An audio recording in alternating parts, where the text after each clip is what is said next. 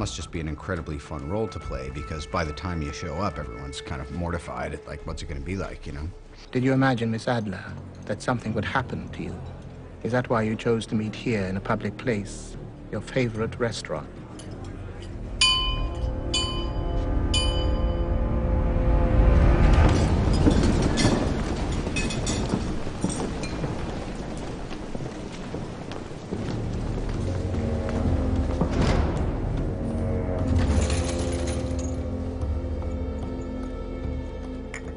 The idea is that he's Sherlock's match. He's as smart and as cagey and as talented as Sherlock is. And we had to have a great actor who was not that well known, who people wouldn't come out of the movie and seeing somebody that they really knew was not that person. And Jared is a fantastic actor, great lineage. His father's Richard Harris.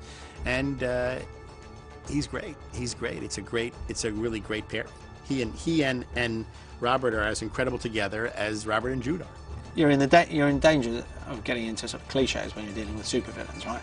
So it's hard to reinvent a supervillain. Moriarty is arguably the most famous supervillain, certainly in terms of literature. So it is a challenge to cast a Moriarty, but I'm very fond of Jared, and I believe that he was the right man for the job. I don't blame you. I blame myself. It's been apparent to me for some time that you had succumbed to your feelings for him. And this isn't the first occasion Mr. Holmes has inconvenienced me in recent months. The question is, what to do about it? Jared's really lovely, so he's not at all, you know, like Moriarty. So it was really exciting and great to see him turn that on, you know, when the cameras were on, and he was quite intimidating, and yeah, so it was great. I think he makes a great Moriarty. I'm knee-deep in the single most important case of my career. What are we up against here? The most formidable criminal mind in Europe. Professor James Moriarty. I think what Guy really was able to do this time was be able to concentrate a lot more on the details of what we were doing day to day. And I think that Guy is always kind of, he likes when it's not too well done and too over-fixed. I like that. It's a bit dirty and like scrappy, and it looks a bit messy. I loved his movies, and I've loved this first one. So, and I think he makes me laugh, and he's got a really a very no-nonsense way of working on set, and that's not. It's not that he's incredibly strict or anything, but he doesn't seem like he gets distracted. You know, in the sense that he knows what he's doing, what he's trying to do. And sometimes all these discussions go off, and you know, like that. You know, he just sits there, he waits it out patiently. He goes, right, enough talking. You read what we've got. You know, okay, good, I got that. Read the next bit. You know, he's good. I just love the guy, and I think he'd be hard pressed to do a better job than he did.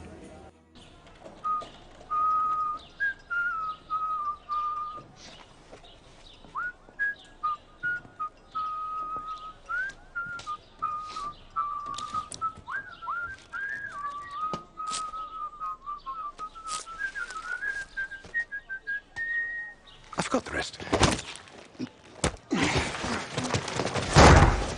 It's coming back now.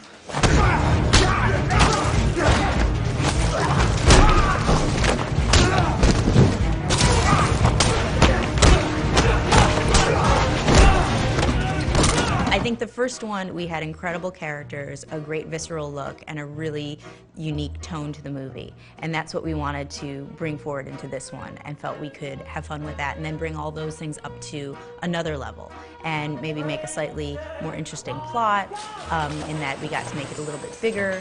We wanted a great mystery at its core still, but we wanted to have enough fun with the characters and play on the dynamic that worked, and then bring that up a little bit, as well as Guy facing the challenge of You know, he did that sort of Holmes-vision in the first movie, and people really responded to that. So we said, yeah, you got to come up with some more toys and fun things to do in this one, and I think he's done that as well. It feels like you're part of an establishment now. You know, that it's a real family sort of feel to it, which is really nice.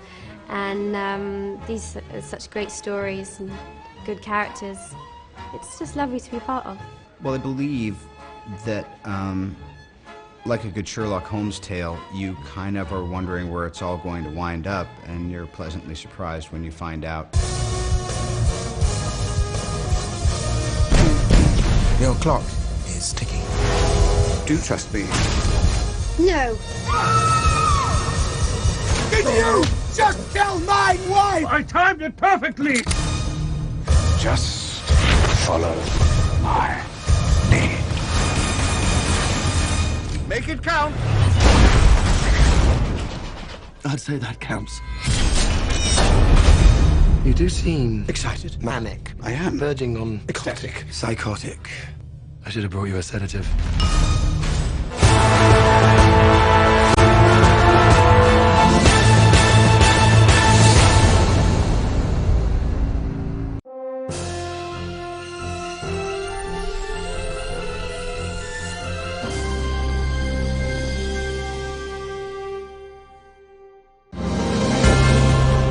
Ιατρικοί διάλογοι. Ιατρική εκπομπή με θέματα εξαιρετικού ενδιαφέροντος που αφορούν στο πολυτιμότερο αγαθό, την ανθρώπινη υγεία. Κάθε Δευτέρα στις 10 το βράδυ και Παρασκευή στις 9 το βράδυ, καλεσμένος εκπομπής, ορθοπαιδικός χειρουργός, διευθυντής κλινικής γόνατος, ημερήσιας νοσηλείας και ρομποτικών εφαρμογών, Σπύρος Αρμπής. Ιατρικοί διάλογοι στο Channel 9.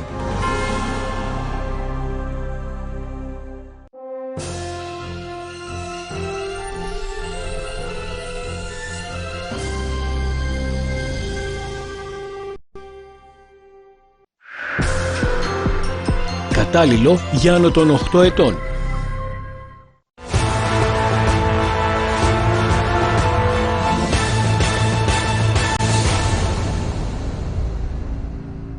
The way that the conceptualization of Hobbiton began was on our first trip to the location. We flew up there with Alan Lee and John Howe, our two conceptual artists. There's a lovely bit of farmland up near Hamilton that the film paid the farmer not to put his sheep on that for a while. Andrew. This is Andrew. Nice to meet you, Andrew. Haven't met you before. This is Peter Jackson. Yeah. Very pleased to meet you. Yes. It was a very sort of steep, swampy piece of ground. People going out there now would not realise what the film company started with at the beginning. We drove in, got out of the vehicles and looked at this place and thought, my God, we've just come to Hobbiton. There was the place for Bag End, there was the place for the mill, there's where the Green Dragon would go, here's where the Hobbit holes could go. And they literally just sat there with their sketch pads transforming this farmland on paper from just hills into a Hobbit village. Several months of very extensive work followed, which involved major earthworks. Just scoop out some of that and maybe put veggie patches in the middle. The establishment of a very solid road, which the New Zealand Army helped to build for us. When the Army arrived with a great convoy of machinery and trucks, as it came up Buckton Road over here, the neighbours thought warfare was coming to the district, I think, and my phone was red hot that night. All around the chimney should be little bits of bracken. One of the things that's essential with Hobbiton is that this place has to look like hobbits have lived here for hundreds of years. And so we actually started to plant vegetables in the gardens of Hobbiton about a year before our filming. So we planted hedges and allowed them to grow for a year. Real moss, real grass, real trees, and apparently real homesteads set into the rolling hills. And it meant that I didn't have to use my imagination anymore, because Hobbiton was there for the camera and the audience to see, and for Gandalf to feel at home. Captain!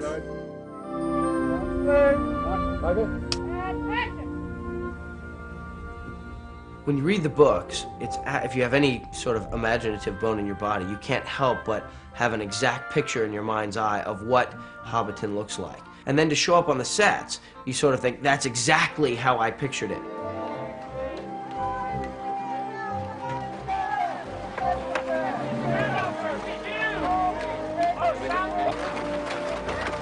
I remember the first day really clearly. We had already been portraying hobbits for a few months, and we got to go where hobbits were born. Sit.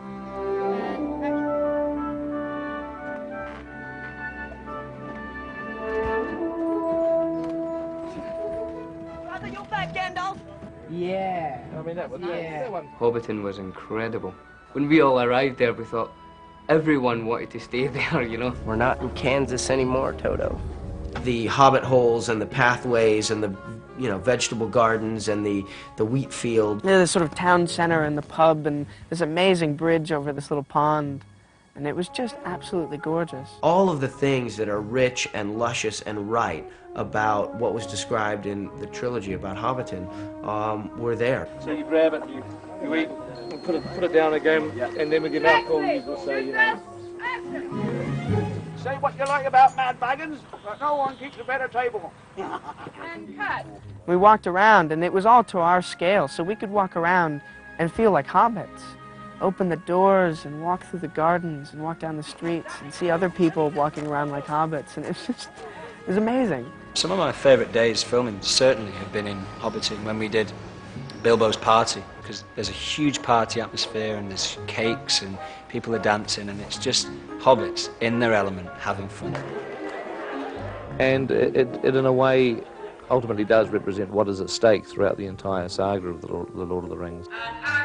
Lord of the Rings is a mythology, it is a fairy tale, it's an adventure story. It never happened, except somewhere in our hearts. And yet there was Hobbiton in 3 dimensions and smoke coming out of the holes where they live underground. And I believed. Stand by, everyone. Everyone, video feed and action! When the hobbits arrive at the Bree Gates, they arrive in the pouring rain and they're looking for a tavern called the Prancing Pony. We have taken an enormous amount of care to try and build a cultural history to the peoples of Middle-earth through the use of props and wardrobe and set design. One of the parts that came to me from Peter were that he wanted it to be a very real world. He wanted to believe that all of this existed, you know, like an alternative reality, I suppose, or a world before this world. So he wanted an incredible depth to it. There was a darkness, a slightly gothic edge to Bree. The buildings all felt as though they were sort of leaning in over you, and of course all the humans were leaning in over the hobbits.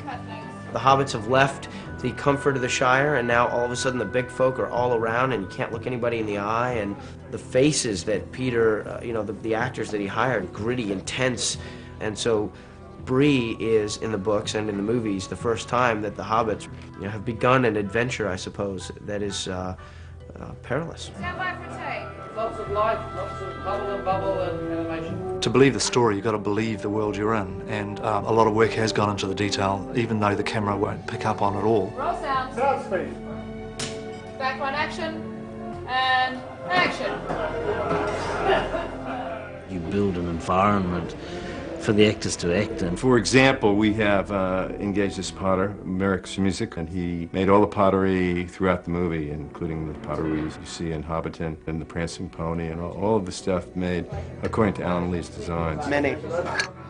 You don't expect to see every part of it on the screen, but you do build the whole environment. And if it gets shot, that's a real bonus. But if it doesn't get shot, it's still given those guys an environment to carry their craft forward, you know. And my third cousin second to move on his father's side, if you follow me. Steady on, Frodo.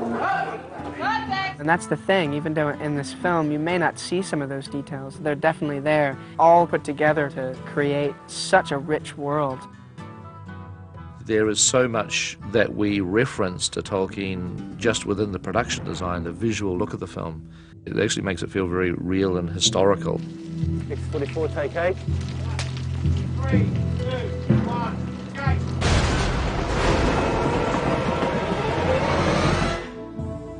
The elven refuge of Rivendell is hidden away in a deep valley in the foothills of the Misty Mountains, amongst woodlands, rivers, and waterfalls. Rivendell is one of the real legendary locations in the book. set.